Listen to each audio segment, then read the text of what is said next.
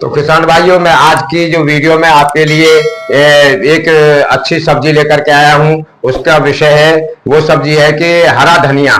तो किसान भाइयों, अगर हरा धनिया हम लोग अपना खेत के अंदर लगा देते हैं तो ये 45 दिन या 35 दिन के करीब जो इसकी पैदावार होती है, और ये 45 दिन में हमारे को कट करके मार्केट तक पहुंच जाता है। मार्केट में भी इसका गर्मी के सीजन के अंदर अगर हम लोग इसको लगा देते हैं तो हमारे को जब 10 गुना बेनिफिट दे करके जाता है, फायदा हमारे को ये 10 गुना देता है।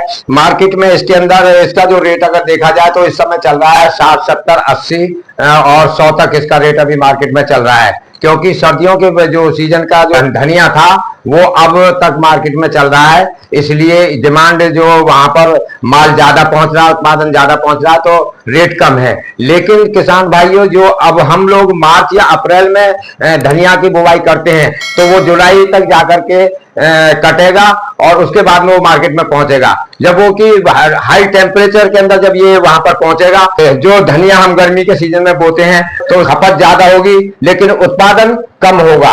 तो किसान भाइयों, धनिया जो है जब जुलाई के अंदर वहां कम से कम जो रेट है वो ज्यादा भी ना तो 250 या 300 या 200 या 300 तक ये रेट पहुंच जाएगा। तो आप देखिए कि 45 या 35 दिन के अंदर आपको कितना अच्छा मुनाफा मिल रहा है। 10 गुना मुनाफा, कम से कम 10 गुना मुनाफा मिल रहा है। ये भी मैं अभी आप आगे जाकर के आपको बताऊंगा इसके बारे में कि कितना मुनाफा मिलेगा।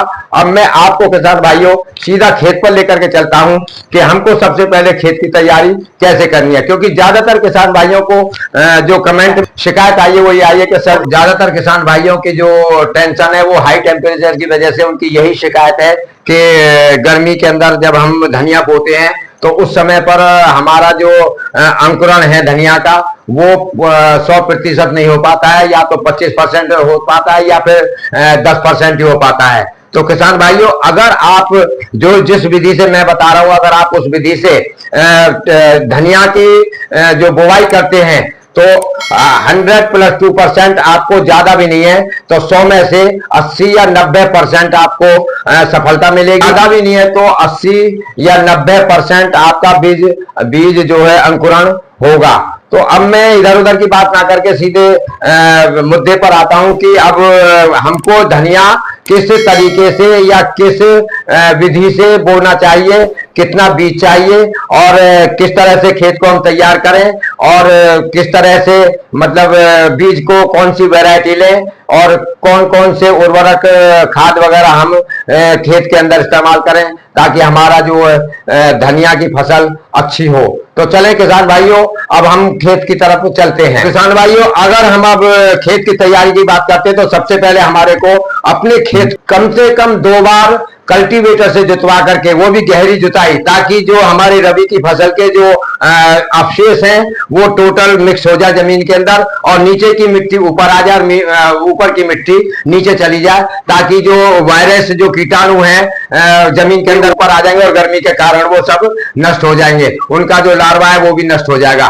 तो किसान भाइयों, अपना 2 बार कम से कम अपने कल्टीवेटर से खेत की जुताई करवानी है। उसके बाद में या तो आप पाटा मार दें, और पाटा नहीं मारते हैं तो रोटावेटर को खेत के अंदर एक बार घुमा दें ताकि मिट्टी हमारी भुरभुरी हो जाए और जो ढेले हैं वो सब नष्ट हो जाए। तो उसके बाद में किसान भाइयों, ये हमारे जब खेत तैयार हो जाता है तो उसके बाद में हमारे को गोबर की सड़ी हुई खाद, एक ट्रॉली गोबर की खाद जो कि 3-4 साल पुरानी हो या 2 साल पुरानी हो, उसको हमको खेत के अंदर बिखेर देना चाहिए।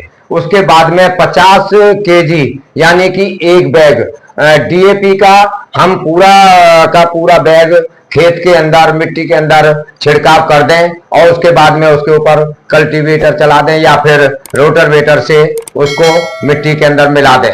तो किसान भाइयों, इसके बाद में अब आती है बात, हम आते हैं कि किस विधि से हमें ये बोना चाहिए। तो ये 3-4 तरह की विधियां हैं, उनको मैं आपको बताता हूं हमें किस विधि से अपना धनिया बोना चाहिए।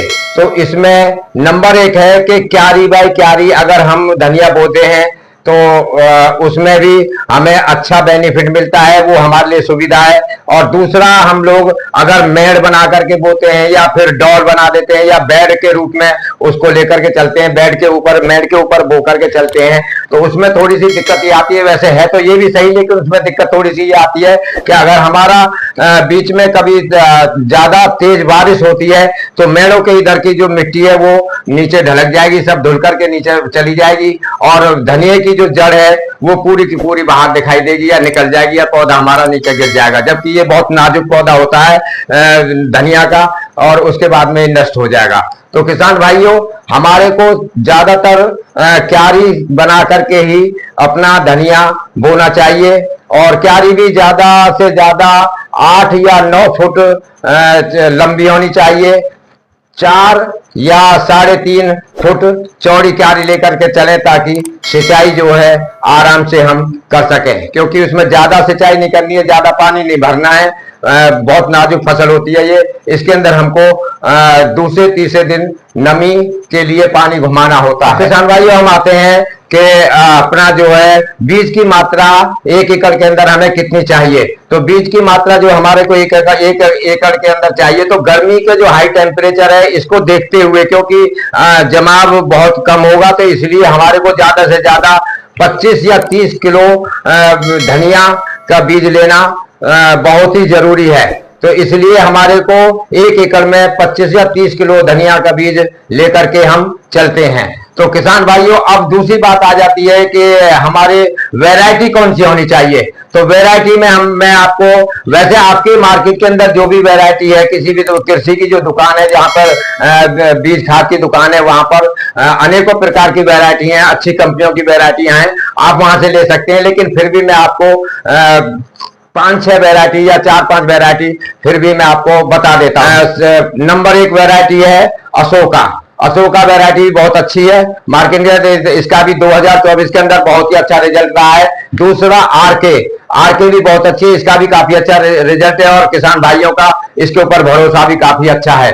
तीसरा है कि हनुमान 30 डेज, तो इसका भी वैरायटी बहुत अच्छी है। और चौथी जो है वो है नामधारी सुरभि, जो कि बहुत ही अच्छा उसका भी रिजल्ट है। सभी क्षेत्र के किसान भाइयों को इन 4-5 वैरायटियों पर बहुत ही अच्छा विश्वास है, और बहुत ही अच्छा ये उत्पादन दे करके जाती हैं। अरे एक वैरायटी और है किसान भाइयों, श्री राम सुगंधी। अगर हम इन वैरायटियों में से कोई सी वैरायटी अपने खेत के अंदर बोते हैं तो हमारे को अच्छा उत्पादन मिलेगा। लेकिन इसके साथ साथ अच्छी कंपनी का जो भी बीज लेंगे, वो हमको ये देखना है मार्केट से लाते समय कि वो बीज साबुत तो नहीं है। कंपनियां बहुत सी कंपनियां बीज को साबुत दे देती हैं। बहुत सी कंपनियां धनिया के बीज को 2 हिस्सों में बांट करके जो आधा आधा करके देती हैं। तो हमको आधा आधा किया हुआ जो मार्केट से जिस भी कंपनी का मिल रहा है उसको लेकर के आना है, ताकि अंकुरण होने में किसी तरह की कोई दिक्कत ना हो। तो किसान भाइयों, मार्केट के अंदर से अगर आपको किसी भी कंपनी का कोई उपचारित बीज नहीं मिलता है, या आप बिना उपचार किया हुआ बीज मिला हुआ है, तो आप घर पे ला करके भी उपचारित कर सकते हैं। जैसे कि मार्केट से आप कार्बेंडिजम जो रसायन दवाई है उसको आप लेकर के आइए, और उसको 2 ग्राम लेकर के 1 किलो के अंदर बीज के अंदर मिला दें, और उसके बाद में उसको छाया के अंदर उसी हिसाब से 1 एकड़ के लिए जितना बीज बनता है इसकी मात्रा उतनी बढ़ाते हुए उसको उपचार कर लें, और उसको छाया के अंदर सुखा दें, और सुखाने के बाद में उसके बाद उसको बोएं। तो किसान भाइयों, अब आता है कि खरपतवार नियंत्रण। तो खरपतवार नियंत्रण के लिए हम मार्केट के अंदर अनेकों तरह की खरपतवार नाशक जो दवाइयां हैं उसको ला सकते हैं। लेकिन जो मैं फिर भी आपको बता देता हूं जो दवाई आपको मार्केट से लेकर के आनी है।